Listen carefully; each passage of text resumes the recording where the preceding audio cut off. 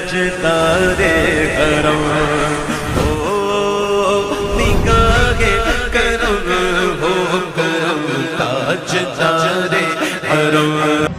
بسم اللہ الرحمن الرحیم۔ مٹا کئی روز سے گفتگو چل رہی ہے لا یحدو کے اس بات کی کہ لا یحدو کے اندر جو دعویٰ کیا ہے ماتن ملا محب اللہ بہاری علیہ الرحمہ نے کہ اللہ رب العزت اجزائے حقیقیہ سے منزہ ہے، پاک ہے، اس کے اس بات کے لیے ملا حسن نے اپنی دو دلیلیں پیش کی، جن دلیلوں کی بنیاد اجزائے خارجیہ کے بطلان پر ہے کہ اجزائے خارجیہ یہ باطل ہیں کہ ایک میں تو تقدم لازم آتا ہے نا اجزاء کا، اور ذات کل کا تاخر لازم آتا ہے، اور تاخر حدوث کو مستلزم ہے اور حدوث ممکن کو چاہتا ہے، تو باری تعالی جو واجب ہے اس کا ممکن ہونا لازم آ رہا ہے، اور اس کا ممکن ہونا یہ باطل، لہذا اجزائے خارجیہ کا ہونا یہ باطل ہے، باری تعالیٰ کے لیے اجزائے خارجیہ کا ہونا باطل۔ جب اجزائے خارجیہ باطل تو اجزائے حقیقیہ باطل، اجزائے حقیقیہ باطل تو لا یحدو ثابت۔ دوسری دلیل کا چند لفظوں میں کلمات میں خلاصہ یہ کہ باری تعالیٰ کے لیے اگر اجزائے خارجیہ مانے جائیں تو اجزاء کا وجود ہوگا، اجزاء کی ذات ہوگی، اسی طریقے سے کل کی ذات الگ ہوگی، اس کا وجود الگ ہوگا، اور کل اپنے وجود میں اپنی ذات کی حیثیت سے وجود کا محتاج ہوگا، تو وہ ذاتی طور پر جو ہے وہ معرّ عن الوجود ہو جائے گا۔ جو معرّ عن الوجود ہو وہ واجب نہیں ہو سکتا، حالانکہ اللہ رب العزت واجب ہے، واجب اس کا نہ ہونا یہ محال ہے، باطل ہے، اور جو محال کو مستلزم ہو وہ باطل ہوتا ہے، لہذا اجزائے خارجیہ باطل، اس کی وجہ سے اجزائے حقیقیہ باطل، اجزائے حقیقیہ باطل تو لا یحدو ثابت۔ یہ دو دلیلیں تو ملا حسن کی تھیں۔ تیسری دلیل قاضی مبارک کی پیش کی تھی کہ قاضی مبارک نے جس میں یہ قول کر دیا تھا کہ اللہ رب العزت کے اگر اجزاء مانے جائیں تو وہ اجزاء یا تو ممکن ہوں گے یا ممتنع ہوں گے یا واجب ہوں گے، ممکن ہو نہیں سکتے کہ اس کی وجہ سے کل بھی ممکن ہو جائے گا جس کا رفع ممکن ہوگا، اور جس کا رفع ممکن ہو وہ واجب نہیں ہوتا، لہٰذا یہ اجزاء کو ممکن بھی نہیں مان سکتے، ممتنع بھی نہیں مان سکتے۔ جو خود ممتنع ہو وہ دوسرے کو وجود کیا بخشے گا، تو کل کا ممتنع ہونا لازم آئے گا، لہذا یہ بھی ظاہر البطلان ہے۔ تیسرا احتمال یہ تھا کہ واجب مان لو، تو واجب ہے نا کہ باطل کرنے کے لیے انہوں نے دو بنیادیں رکھی تھیں، دو اس کی خرابیاں بیان کی تھیں کہ اگر واجب مان لیا جائے تو دو باطل چیزیں لازم آئیں گی، اور وہ دو باطل چیزیں یہ ہیں کہ یا تو تعدد وجبہ لازم آئے گا یا بنا علاقہ افتقار کے ایک جو ہے وہ ترکیب حقیقی کو ماننا پڑے گا، حالانکہ بنا علاقہ افتقار کے ترکیب حقیقی نہیں ہو سکتی۔ ہاں البتہ یہ ہے کہ بنا علاقہ افتقار کے جو کل تیار ہوگا اس کل کو اختراعی کہہ سکتے ہیں، حقیقت محصلہ وہ نہیں ہوگی بلکہ حقیقت غیر واقعیہ ہوگی، حقیقت فرضیہ، حقیقت اختراعیہ ہوگی، ہے نا، دو خرابیاں۔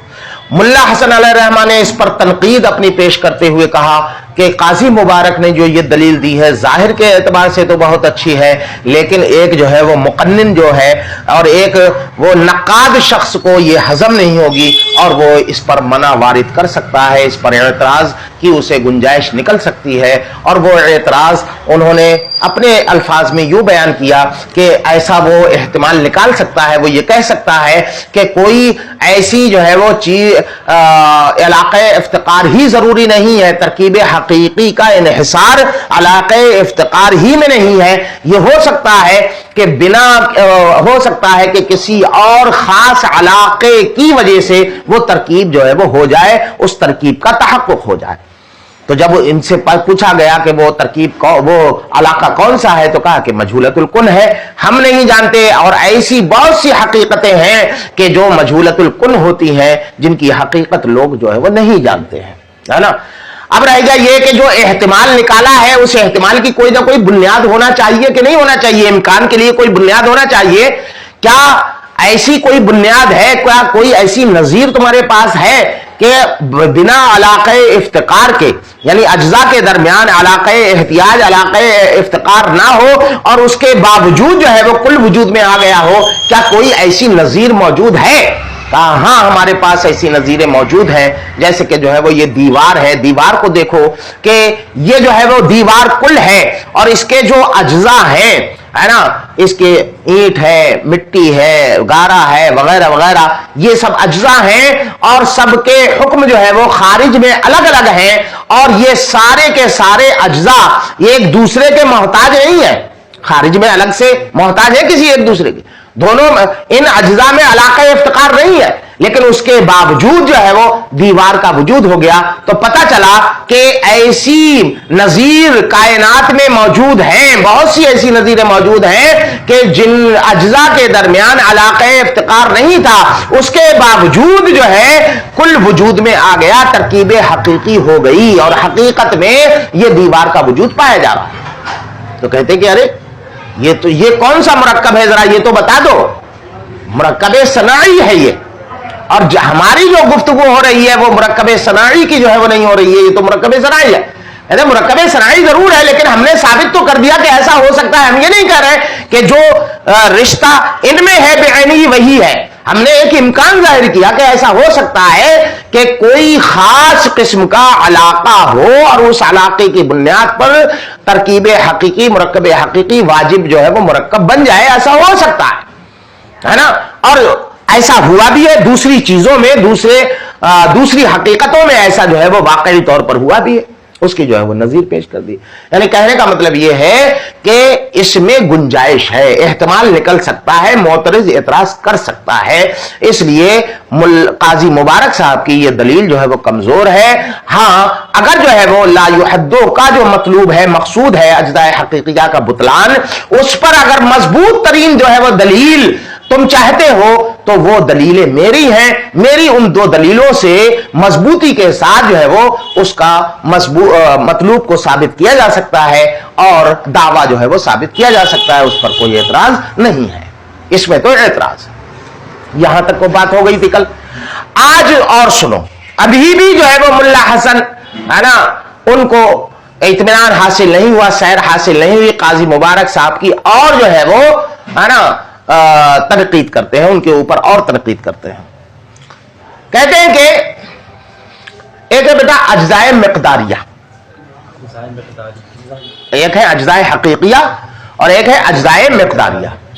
اجزاء مقداریہ کیسے کہتے ہیں؟ اجزاء حقیقیہ تو یہ ہے کہ جو کل کے وجود سے پہلے ہوں، جن کے وجہ سے کل کا وجود ہوا ہو، جیسے جنس و فصل، یہ جنس و فصل جو ہے وہ مقدم ہوتے ہیں اور ان سے جو انسان بنتا ہے وہ مؤخر ہوتا ہے، ٹھیک ہے؟ یعنی کل کے وجود سے پہلے جو اجزاء ہوں، اجزاء کی صورت میں پائے جائیں، ان کو اجزاء حقیقیہ کہتے ہیں، ہے نا؟ ایک ہے اجزاء مقداریہ، اجزاء مقداریہ تحلیلیہ، اجزاء مقداریہ تحلیلیہ، کیا کہتے ہیں؟ تحلیلیہ۔ تحلیل کہتے ہیں کسی مرکب کے بکھیے ادھیڑ کر کے اس کو الگ الگ کر لیا جائے۔ یعنی اس میں کیا ہوتا ہے کہ مرکب پہلے ہوتا ہے اور اس کے اجزاء اس کو توڑ پھوڑ کر کے بعد میں حاصل کیے جاتے ہیں، ہے نا؟ ہاں، یہ اجزاء تحلیلیہ ہوا۔ مقداریہ کیا مطلب؟ اجزاء تحلیلیہ مقداریہ میں ہوتا ہے کہ حیت وحدانیہ جو ہوتی ہے، حیت وحدانیہ جو ہوتی ہے، یعنی یکتا جو حیت ہوتی ہے، اس حیت کو معدوم کیا جاتا ہے، اس حیت کو ختم کیا جاتا ہے، اس حیت کا خاتمہ کر دیا جاتا ہے، اور اس کے خاتمے کے بعد جو حاصل ہوتا ہے اس کو جو ہے وہ اجزاء مقداریہ تحلیلیہ کہتے ہیں، اجزاء تحلیلیہ مقداریہ۔ جیسے کہ ایک جو ہے وہ لکڑی لو لمبی سی، ہے نا، بالکل بسیط ہے وہ، ہے نا، اس میں الگ الگ جو ہے وہ اجزاء نہیں ہے، حیت وحدانیہ ہے کہ نہیں؟ کہ ایک اسکیل اٹھا لاؤ، اس اسکیل میں آپ دیکھتے ہو کہ چند نشانات لگے رہتے ہیں، ہے نا، کہ ایک سوت کا 1 inch 2 inch 3 inch 5 inch 6 inch 10 inch آدھا، ہے نا، اس کا جو ہے وہ چوتھائی کا چوتھائی، ہے نا، 1/3 1/2، ہے نا، یہ سب کے سب جو ہے وہ ہوتے ہیں، نہیں کہ ہوتے ہیں کہ بیٹا یہ سب ہوتے ہیں، لیکن حقیقت میں کیا وہ ٹکڑے ہیں؟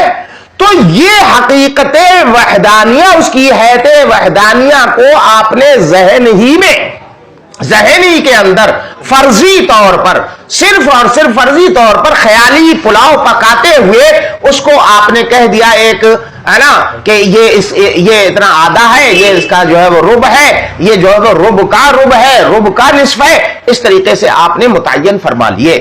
تو یہاں پر آپ دیکھیں یہ اجزاء جو آپ کو حاصل ہوئے تحلیل کے بعد، اور یہ خارج میں پائے بھی نہیں جا رہے ہیں بلکہ یہ صرف انتزاعی چیزیں ہیں. کیا ہے بیٹا؟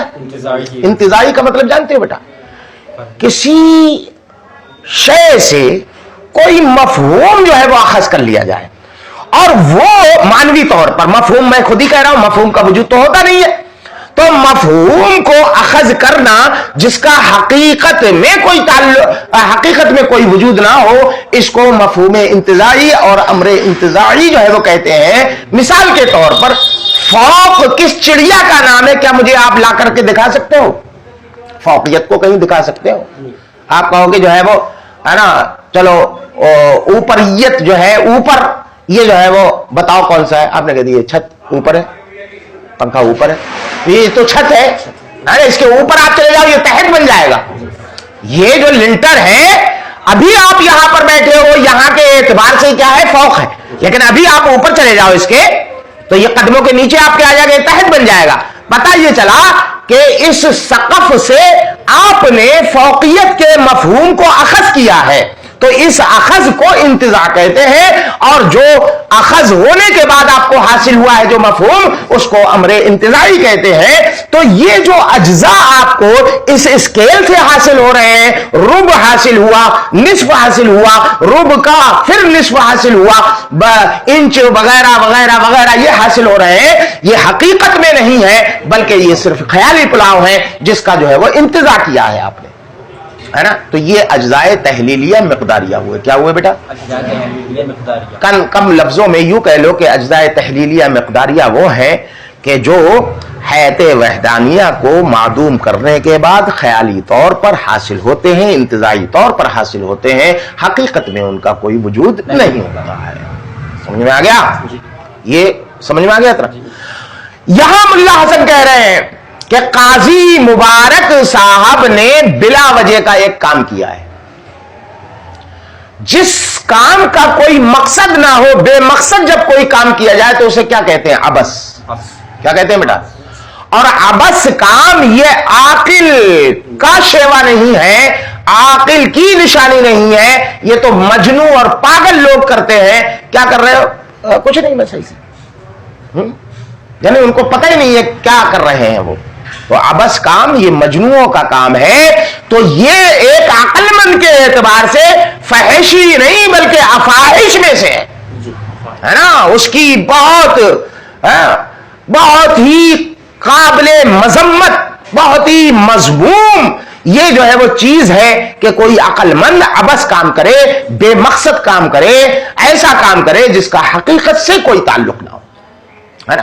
تو وہی کام قاضی مبارک صاحب نے کیا ہے کہ لا یحدو میں چونکہ اجزاء حقیقیہ کا دعویٰ ہے کہ اللہ رب العزت اجزاء حقیقیہ سے پاک ہے، یہ ملا محب اللہ بہاری کا دعویٰ ہے. اجزاء حقیقیہ جیسے جنس اور فصل ہیں، یہ اجزاء حقیقیہ ہیں، ہے نا. تو اجزاء حقیقیہ ذہنیہ جنس و فصل، اجزاء حقیقیہ خارجیہ جیسے کہ جو ہے وہ حیولہ اور جو ہے وہ صورت جسمیہ، یہ اجزاء حقیقیہ ہیں. ان اجزاء حقیقیہ کو ثابت کرنے کے کا دعویٰ کیا تھا ملا محب اللہ بہاری نے. تو جب اس کی شرح کر رہے ہیں تو آپ کی یہ ذمہ داری تھی کہ آپ جو ہے انہی اجزاء حقیقیہ کو باطل کرتے.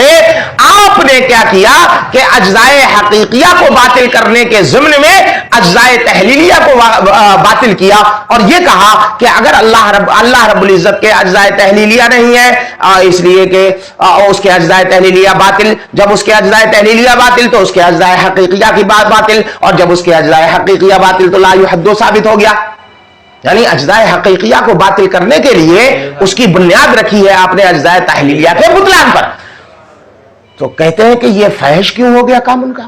یہ تو اچھا کام کیا کہ اجزاء حقیقیہ کو جہاں انہوں نے دوسری دلیل سے باطل کیا، وہیں ایک اور بھی اضافہ کر دیا اجزاء تحلیلیہ کو بھی. جیسے ہم نے आपने मुल्ला हसन आपने जिस तरह अज्जाए हकीकिया के बुतलान की बुनियाद रखी है अज्जाए खारजिया पर, ऐसे ही काजी मुबारक साहब ने अगर अज्जाए हकीकिया को बातिल करने के लिए अज्जाए तहलीलिया मिकदारिया के बुतलान का सहारा लिया है, तो इसमें कौन सी कयामत आ पड़ी? आपने भी तो अज्जाए खारजिया के बुतलान पर दलील वो बुनियाद रखी है, तो उन्होंने भी रख दी, तो क्या कबाहत होगी? तो कहते हैं कबाहत है। अज्जाए तहलीलिया मिकदारिया में दो खराबियां है ना। क्या खराबियां बेटा? दो खराबियां कि उसके बुतलान पर अज्जाए हकीकिया के बुतलान की बुनियाद रखने में दो बड़ी खराबियां हैं। कौन कौन सी? पहली खराबी तो यह है कि अज्जाए तहलीलिया मिकदारिया के बुतलान का अज्जाए हकीकिया के बुतलान से कोई लेना देना नहीं है।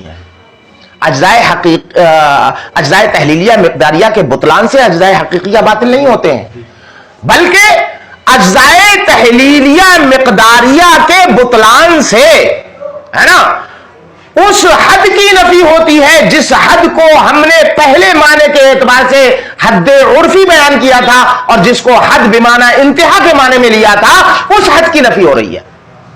और मतलूब और मकसूद क्या है वो आगे वाजे कर दिया था कि मुल्ला मुहिब्बुल्लाह बिहारी ने अपना मकसूद खुद वाजे किया है कि मेरी मुराद ला युहद्दो से यह है कि मैं हद्दे मंतिकी को बातिल करूं, हद्दे हकीकी को, तहदीद हकीकी को बातिल करूं और उसके मुअर्रिफ होने को बातिल करूं और इस बात को बातिल करूं कि उसकी जिन्स व फस्ल नहीं हो सकती, उसका हयूला और जिस्म नहीं हो सकता, सूरत जिस्मिया नहीं हो सकती।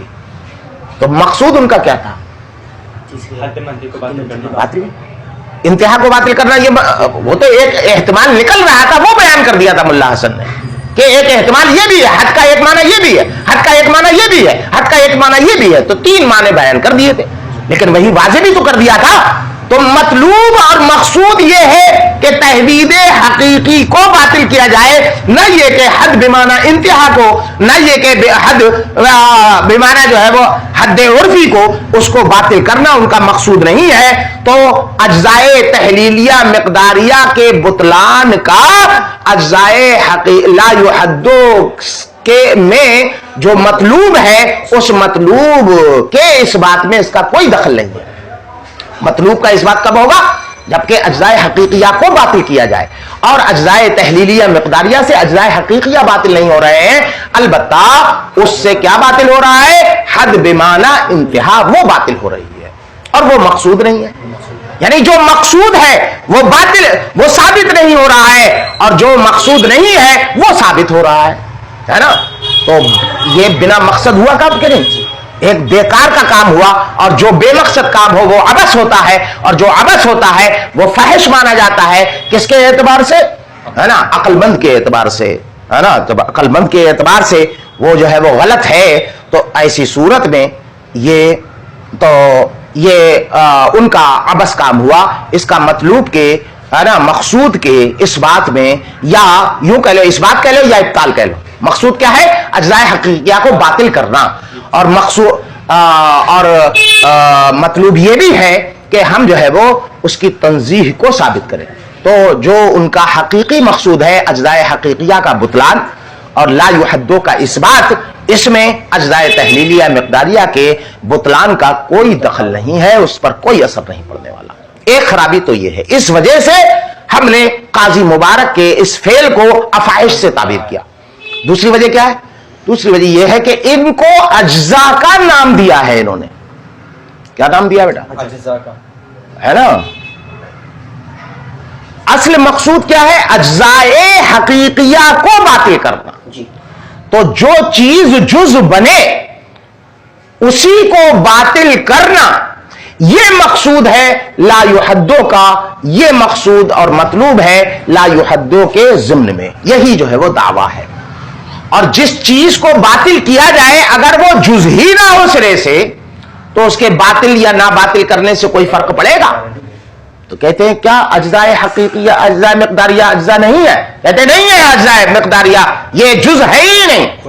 इसलिए कि जुज की हकीकत ये है कि जुज वो बनता है کہ جو پہلے ہو اور پہلے وجود میں آ کر کے کل کو جو ہے وہ وجود بخشے اور وہ اپنا وجود خارجی بھی ان کا رکھتے، حقیقی وجود بھی ان کا ہو، جیسا کہ ابھی دوسری دلیل میں آپ نے پڑھا کہ اجزاء کی ذات بھی ہوتی ہے اور اجزاء کا وجود بھی ہوتا ہے۔ اور یہاں پر معاملہ یہ ہے کہ جن کو اجزاء تحلیلیہ مقداریہ آپ کہہ رہے ہیں، یہ پہلی بات تو جز ہے ہی نہیں، اس لیے کہ جز وہ ہوتا ہے جو کل سے پہلے ہو، اور یہاں پر یہ جو حاصل ہوتے ہیں یہ کل کی تحلیل کے بعد حاصل ہوتے ہیں۔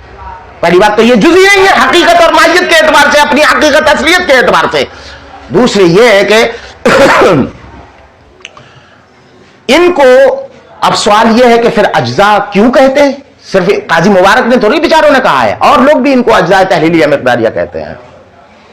اور ایک چیز یہ کہ یہ اپنا حقیقی وجود بھی نہیں رکھتے، یہ انتزاعی چیزیں کیا ہے بیٹا؟ جیسا کہ میں نے تفصیل بتائی، انتزاع ہوتا ہے، حقیقت میں ان کا کوئی وہ نہیں ہوتا، امر انتزاعی ہے۔ تو امر انتزاعی ہے نا سے، اور امر انتزاعی کو باطل کرنا مقصود نہیں ہے، بلکہ جزو حقیقی جو جز ہے اس کو باطل کرنا مقصود ہے۔ تو ایک تو یہ کہ اجزائے حقیقیہ کو باطل کرنا جو مقصود ہے، اس مقصود میں اجزائے تحلیلیہ مقداریہ کے بطلان کا کوئی دخل نہیں ہے نا۔ ہاں، دوسرا یہ کہ ان اجزائے تحلیلیہ مقداریہ کا اپنا کوئی وجود نہیں ہے، یہ امور انتزاعیہ میں سے۔ ہاں امر انتزاعی، یہ جزو حقیقی ہے ہی نہیں۔ اب ایک سوال اور اس کا جواب کہ آپ کہہ رہے ہیں کہ اجزائے تحلیلیہ مقداریہ ایسے ہی ہے، خواہ بخواہ کی چیز ہے، تو پھر لوگوں نے ان کو اجزا کیوں کہا ہے؟ تو کہتے ہیں کہ ان کا نام جو اجزا رکھا ہے، وہ جن لوگوں نے اس کا نام اجزا، ان کو اجزا سے تعبیر کیا ہے، ان سے تسامح واقع ہو گیا ہے۔ تسامح کیسے واقع ہو گیا؟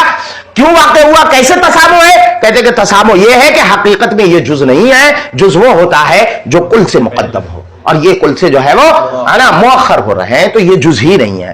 اسی کو کہا، سنو، ثم من الافاحش، پھر ہے نا فحش غلطیوں میں سے یہاں پر ہے نا ایک غلطی یہ ہے، وہ کیا ہے؟ ابطال الاجزاء تحلیلیہ المقداریہ، اجزاء تحلیلیہ مقداریہ کا باطل کرنا، یعنی یہاں پر کا مطلوب کے اس بات میں، مطلوب کے ثبوت میں، مطلوب کیا ہے؟ اجزاء حقیقیہ کو باطل کرنا۔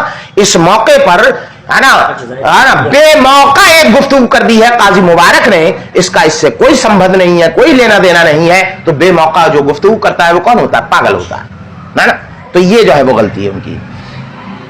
تو اجزاء تحلیلیہ مقداریہ کے علاوہ اور بھی چیزوں کا انہوں نے ابطال کیا ہے نا، اجزاء تحلیلیہ مقداریہ ہے نا وغیرہ من الامور الانتزاعیہ ہے نا، اور جیسے کہ جو ہے امور انتزاعیہ ہے نا، امور انتزاعیہ کو بھی انہوں نے باطل کیا ہے۔ المحضہ ہے نا التی سموها الاجزاء على سبیل المسامحہ ہے نا، یہ وہ ہے کہ جن کو اجزاء کا نام دیا ہے علی سبیل المسامحت ہے نا، مسامحت کے طور پر ان کو اجزاء کہا گیا ہے۔ اب جو ہے وہ افاحش کیوں ہے؟ افاحشیت کی میں نے دلیل جو ہے وہ دے دی، کیسے جو ہے وہ افاحش ہیں یہ چیزیں۔ دوسرے یہ کہ ان کو اجزاء کیوں کہا گیا ہے، مسامحت کیوں ہے ان کا اجزاء نام رکھنے کی، وہ بھی میں نے بتا دیا۔ بے بیانات واہیہ، ان اجزائے تحلیلیہ مقداریہ اور امور انتزاعیہ، محض امور انتزاعی جو ہیں ان کو، جن کو کہ اجزاء علی سبیل المسامحت کہا جاتا ہے، ان کا باطل کرنا ایسی دلیلوں سے جو کمزور ہیں، بوگس دلیلوں سے باطل کرنا۔ ایک تو یہ کہ اجزاء تحلیلیہ مقداریہ کا بطلان ہی اس سے کوئی تعلق نہیں ہے، دوسرا یہ کہ ان کو باطل بھی کیا تو ایسی دلیلوں سے جو بہت کمزور ہیں، بالکل لولی لنگڑی دلیلوں سے انہوں نے باطل کیا ہے نا۔ اس کے ذریعے سے کیا کیا بیٹا؟ کمزور دلیلوں کے ذریعے سے انہوں نے جو ہے وہ باطل کیا ہے۔ وہ دلیلیں کیا ہیں؟ ان میں سے یہ کہ جو ہے وہ ہے نا کہ اگر تحلیل ہے نا اللہ رب العزت کے اجزاء تحلیلیہ مقداریہ نہیں ہو سکتے، ایسی ان کے اللہ رب العزت کے لیے ایسے اجزاء کا تصور نہیں کیا جا سکتا کہ جس کی تحلیل ہو اور جن کی طرف جو ہے وہ اللہ رب العزت کی ذات کو تقسیم کیا جا سکے۔ جیسے کہ جسم ہے، اس کو جو ہے وہ تین طرف میں تقسیم کرتے ہیں، ایک جو ہے وہ کسی ہے سط اور خط اور نقطہ. جسم وہ ہوتا ہے جو 3 اطراف میں ہے نا تقسیم کو قبول کرے. تو یہ جو طرف ہے، جو نقطہ ہے، یہ سط ہے، یہ اجزائے مقداریہ تحلیلیہ ہیں. کیا ہے بیٹا؟ اجزائے مقداریہ تحلیلیہ. اجزائے مقداریہ تحلیلیہ ہیں. یہی اجزائے تحلیلیہ مقداریہ باری تعالیٰ کے لیے نہیں ہو سکتے، ہے نا؟ کیا نہیں ہو سکتے بیٹا؟ نہیں ہو سکتے، ہے نا؟ تو قاضی مبارک نے پہلی بات تو اجزائے تحلیلیہ مقداریہ کو بلا وجہ باطل کیا، جس کی کوئی ضرورت نہیں تھی. اور باطل بھی جب کر رہے تھے تو کم سے کم قوی دلیل سے باطل کرتے. تو قوی دلیل نہ دے کر کے نہایت کمزور دلیلوں سے ان کو ثابت کیا ہے نا؟ تو یہ ان کی بنیادی غلطی ہے. تو کہتے ہیں کیا اللہ رب العزت کے، اس کا مطلب یہ ہے کہ اجزائے تحلیلیہ ہو سکتے ہیں، ہے نا؟ اللہ رب العزت کے اجزائے تحلیلیہ کیا ہو سکتے ہیں؟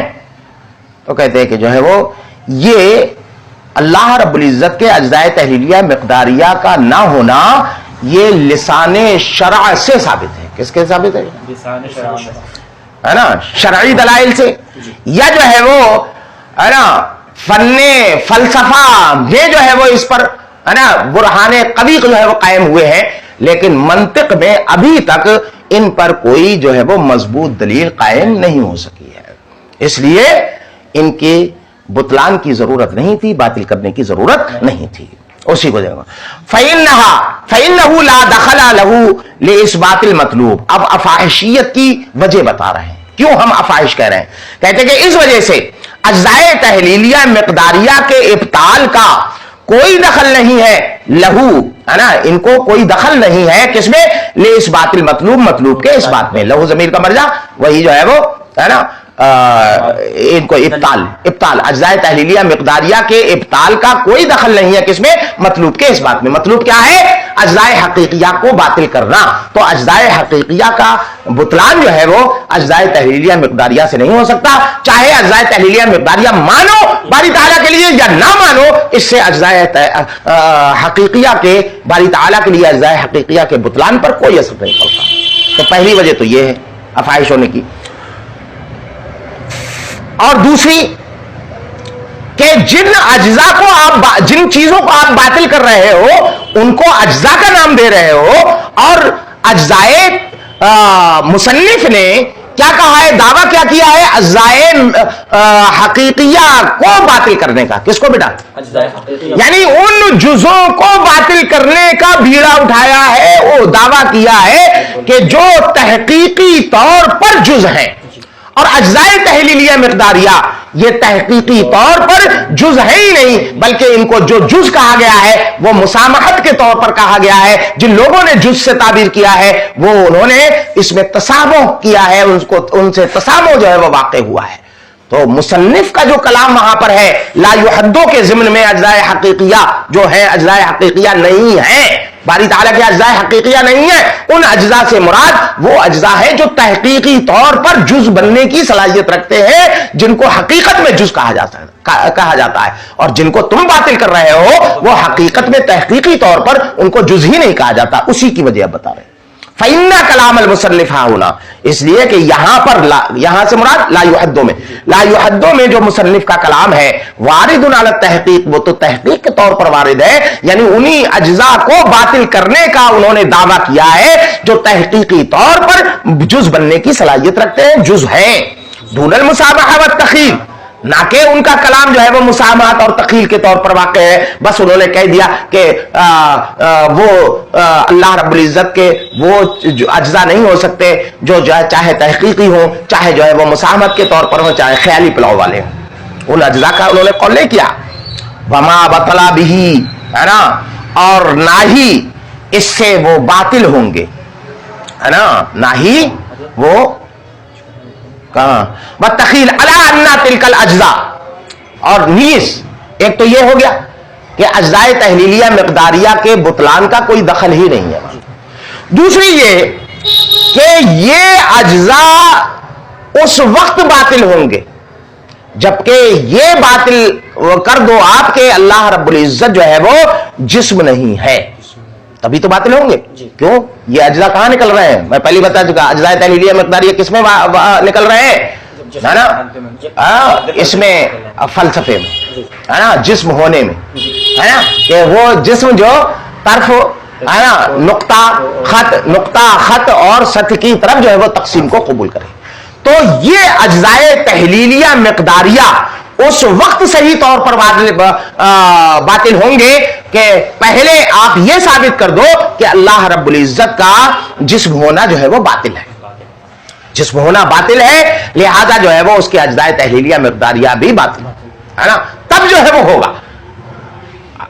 हालांकि फन्ने मंतिक में अभी तक बारी ताला के जिस्म के बुतलान को बातिल करने के, जिस्म के बुतलान को साबित करने के लिए कोई बुरहान कवी कायम नहीं हुई। तो कहते हैं क्या इसका मतलब ये मान ले कि अल्लाह रब्बुल इज्जत जिस्म है, जिस्म बनना मुमकिन है? कर नहीं, अल्लाह रब्बुल इज्जत का जिस्म होना जो बातिल है वो दलील शरई की बुनियाद पर है, या जो है वो उन उक़ूले उराफा की बुनियाद पर है, उन अक्लों की बुनियाद पर है जो अक्ल साफी रखते हैं और जो है वो अक्ल आली है। लेकिन आलमे मुतवस्सित में, अक्ले मुतवस्सित वालों के दरमियान अभी तक कोई ऐसी दलील कायम नहीं हो सकी जो अल्लाह रब्बुल इज्जत के जिस्म को बातिल करने पर कुव्वत जो है वो अपने अंदर रखती हो। उसी का नीस अन्ना तिलकल अज्जा, ये अज्जा तो उस वक्त बातिल होंगे अगर जो है वो ये बातिल हो जाए कि अल्लाह रब्बुल इज्जत जिस्म है। किससे? बुरहान से, बुरहान से ये बातिल हो जाए। वमा बतला बिही, और ये इस ऐसे बुरहान कवी से अभी तक बातिल नहीं हुआ है। वल तो कहते हैं क्या जो है वो मान लिया जाए कि जिस्म है, तो बल से वही बता रहे हैं, बल इन्नमा बतला ज़ालिका, बल्कि ये जो बातिल है बेलिसान शरअ, है ना, शरीयत की जो है वो जबान में, वो क्या है, हदीस नबवी के जरिए से और जो है वो अल्लाह रब्बुल इज्जत के कलाम से, है ना, या वफी आलम नजरी, या आलम नजर में ये बातिल है। आलम नजर क्या है? आलम हिकमत यानी फलसफियों का मैदान, फलसफियों के यहाँ ये बातिल है। और वो फलसफियों के यहाँ जो है वो इसका बुतलान जो है वो कैसे है, यानी फन्ने, है ना, हिकमत में इसको जो है वो बातिल किया गया है। किसमें बातिल किया गया बेटा? हाँ, कि हिकमत में बातिल किया गया है अल्लाह रब्बुल इज्जत की जिस्मानियत को, है ना, किसके जरिए से? बेबयानित अशबह व अखजा, है ना, ऐसी दलीलों के जरिए से कि जो दलीलें, है ना, कैसी हैं? अशबह बिस्सवाब हैं और अलियक बित्तमाम है।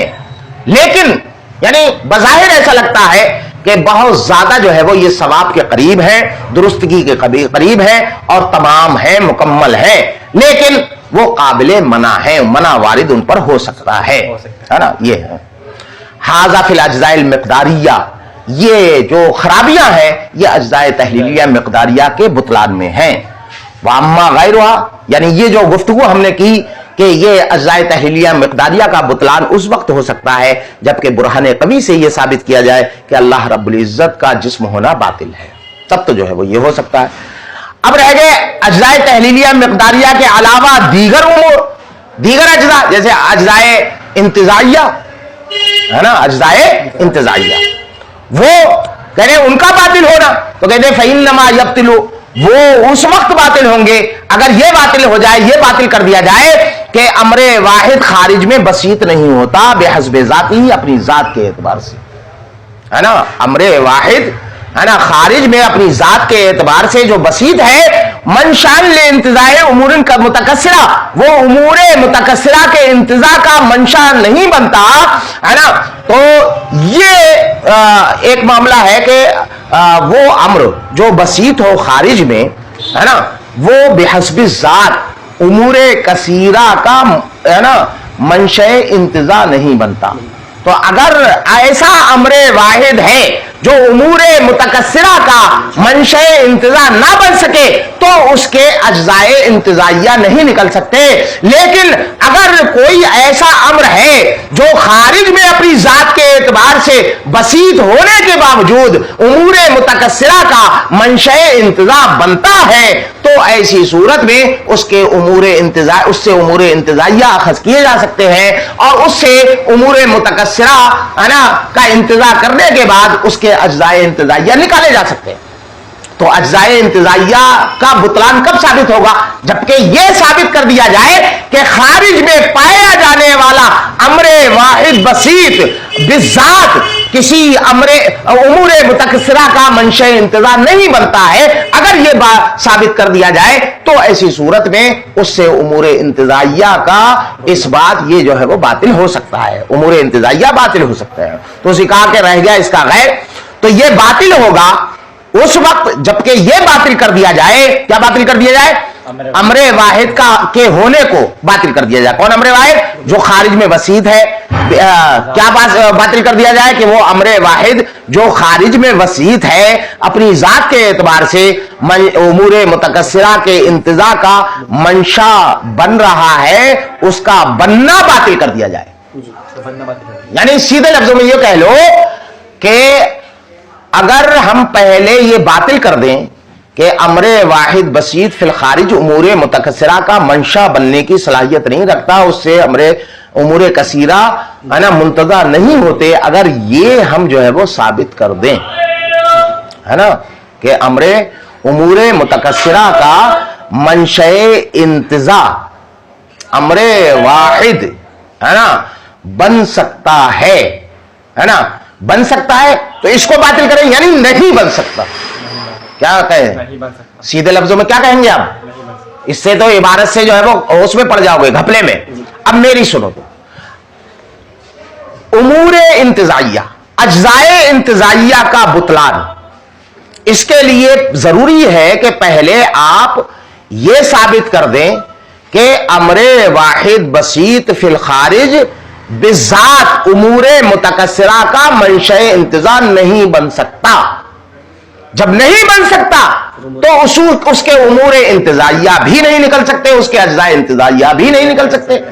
اور وہ امر واحد بسیط کا، اب دلیل کا مقدمہ سمجھ لیا. پہلا مقدمہ یہ ہے، پہلا مقدمہ دیکھو، اجزائے انتزاعیہ کا بطلان اس بات پر موقوف ہے کہ یہ ثابت کیا جائے کہ امر واحد بسیط فی الخارج امور متکثرہ کا منشأ انتزاع نہیں بنتا.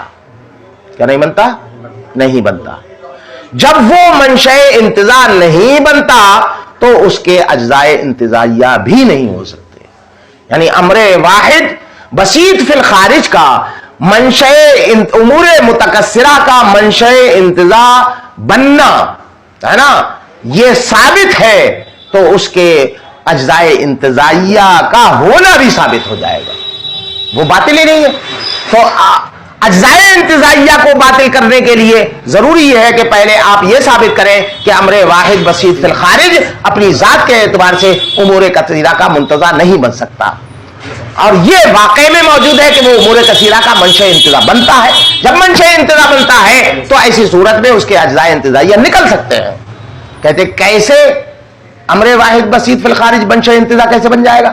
تو کہتے کہ دیکھو قرآن دیکھا ہے، آفسوں میں ایک گلوب رکھا رہتا ہے دنیا کا نقشہ، وہ دیکھا ہے قرآن ہے نا، وہ امر واحد بسیط فی الخارج ہے، اس کا وہ تقسیم کو قبول کرتا ہے. کہیں ایک ہی تو ہے، بسیط ہے، اس میں کوئی کونے ہونے تھوڑی ہیں ہے نا، ترکوڑ نہیں ہے نا، نہ تو مثلث ہے، نہ مسدس ہے، نہ مخمس ہے، نہ مربع ہے، کچھ بھی نہیں ہے، بسیط ہے نا. لیکن اس کے باوجود اس میں کتنے اجزاء نکلتے ہیں؟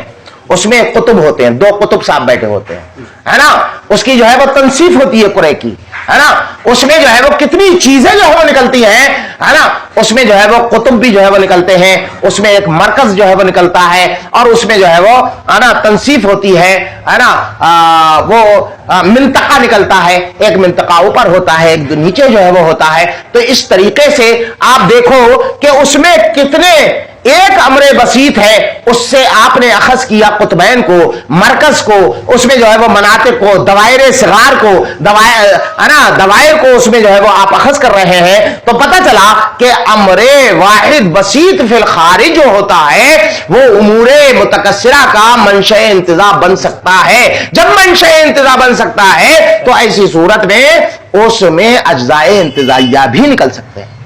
تو آپ اجزائے انتزاعیہ کو کیسے باطل کر رہے ہو؟ اجزائے انتزاعیہ کو باطل کرنا ہے تو پہلے یہ بات ثابت کرو کہ جو ہے وہ امر واحد بسیط فی الخارج جو ہے یہ امور متکثرہ کا منشأ انتزاع نہیں بن سکتا, یعنی اس کا منشأ انتزاع ہونا یہ باطل کرو پہلے, یا منشأ انتزاع نہ ہونا اس کا ثابت کرو. دونوں کوئی بات ایک ہی ہے. تو اسی کا عوامہ غیر ہوا رہ گئے جو ہے اجزائے تحلیلیہ مقداریہ کے علاوہ دیگر اجزاء, یعنی وہی اجزائے انتزاعیہ. فإنما یبطلوا, تو وہ تو باطل ہوں گے. کب؟ لو بطلا, اگر یہ باطل ہو جائے, یہ چیز باطل ہو جائے کہ امر واحد بسیط فی الخارج اپنی ذات کے اعتبار سے امور متکثرہ کے انتزاع کا منشا بن سکتا ہے, یہ باطل ہو جائے. باطل ہونے کا مطلب یعنی یہ ثابت ہو جائے کہ امر واحد بسیط فی الخارج منشا انتزاع بن سکتا ہے, یہ ثابت کر دو پہلے, ہے نا. وہ خلاف الواقع, اور اس کا امر واحد بسیط فی الخارج کا امور متکثرہ کا منشأ انتزاع نہ بننا, بننا تو وہ خلاف واقع کے مطابق نہ بننا, یہ خلاف واقع ہے. کما بینا فی مقام آخر, جیسا کہ دوسری جگہ میں اس کو ہم نے بیان کیا. آگے ایک بحث آئے گی جس میں گلوب رکھ کے میں تم کو سمجھاؤں گا کہ اس امر واحد بسیط فی الخارج سے کتنے امور متکثرہ کو ہم نے اخذ کیا, دو قطبین کو اخذ کیا, صغائر کو اخذ کیا, صغائر کبار کو اخذ کیا, ہے نا, مناطق کو جو ہے وہ منطقہ اس کو جو ہے وہ ہم نے اخذ کیا, مرکز کو اخذ کیا. تو کتنے مفہوم, کتنے امور جو ہے وہ اس سے حاصل ہو رہے ہیں, ہے نا. ولا يسعه هذا المقام, اور یہ مقام اس کی وسعت نہیں رکھتا. پورے کا خلاصہ بیٹا یہ ہے کہ قاضی مبارک نے ایک بلا وجہ کا کام کیا ہے, عبث کام کیا ہے. وہ کیا کام کیا ہے نا, انہوں نے اجزائے تحلیلیہ مقداریہ کو باطل کیا ہے اور اجزائے انتزاعیہ کو باطل کیا ہے. تو اجزائے تحلیلیہ مقداریہ کے بطلان کا مطلوب کے اس بات میں کوئی دخل نہیں ہے.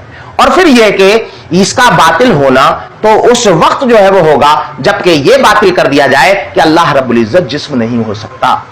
جسم نہ ہونا اس کا یہ جو ہے وہ ہے نا کسی منطقی دلیل سے, مضبوط دلیل سے اب تک ثابت نہیں ہو سکا. اب رہ گیا کہ یہ باطل پھر کیوں مان رہے ہو تم؟ تو کہتے کہ ہم اس وجہ سے مان رہے ہیں کہ شریعت نے اس کو باطل مانا ہے, اور اس وجہ سے مان رہے ہیں کہ فلسفیوں نے بھی اس کے بطلان پر دلیل قائم کی ہے نا. اسی طریقے سے اجزائے انتزاعیہ کے بطلان کا انہوں نے بلا وجہ کا کام کیا ہے, جبکہ اجزائے انتزاعیہ کا بطلان تو اس وقت تک نہیں ہو سکتا جب تک کہ یہ ثابت نہ کر دیا جائے کہ ذات واحد بسیط فی الخارج یہ امور متکثرہ کا منشا نہیں بن سکتی.